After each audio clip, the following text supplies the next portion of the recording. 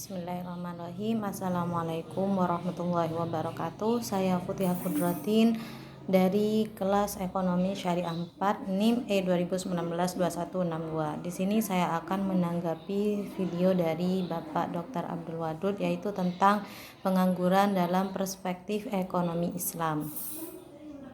Baiklah, yang pertama saya akan mendefinisikan tentang pengertian pengangguran. Jadi pengangguran di sini dapat diartikan sebagai orang yang masuk dalam angkatan kerja, yaitu sekitar umur 15 tahun sampai dengan 64 tahun, dan dia sedang mencari pekerjaan namun dia belum mendapatkan pekerjaannya.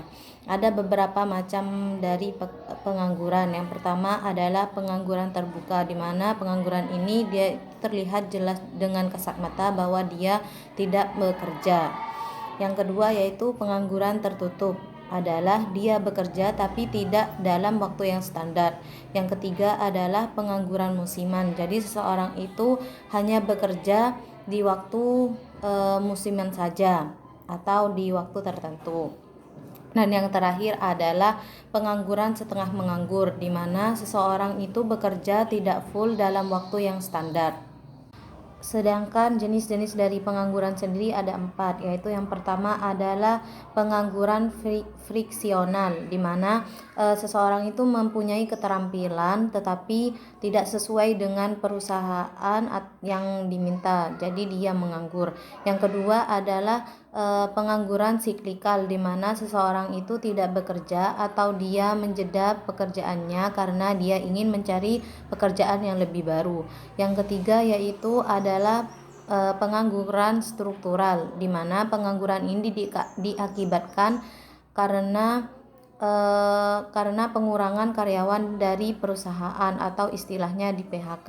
Dan yang terakhir adalah pengangguran teknologi, di mana pengangguran ini disebabkan karena semakin berkembangnya teknologi yang ada sehingga tenaga manusia tidak dibutuhkan lagi.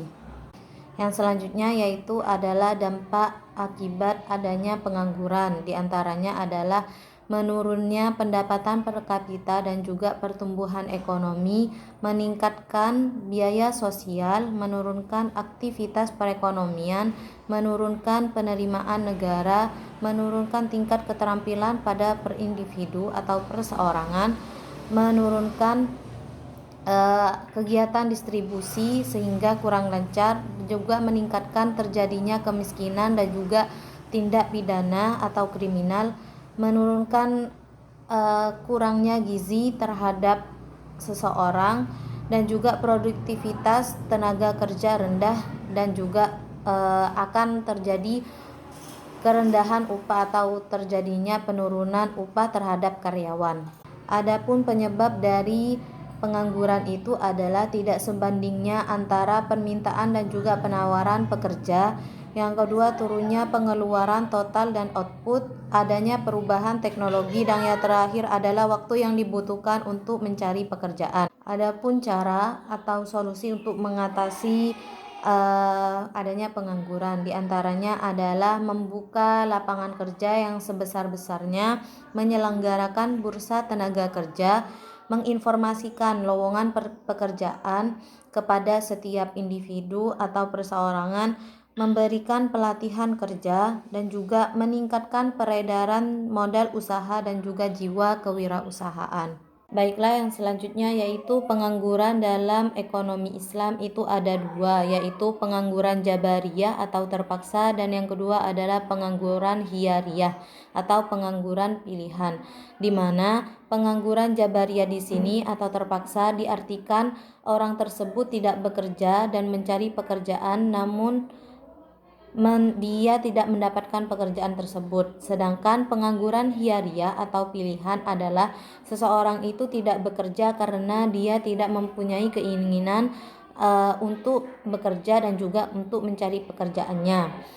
Adapun solusi pengangguran dalam perspektif ekonomi Islam, diantaranya adalah adanya pendekatan mekanisme individu atau pendekatan antara individu dengan individu yang lainnya.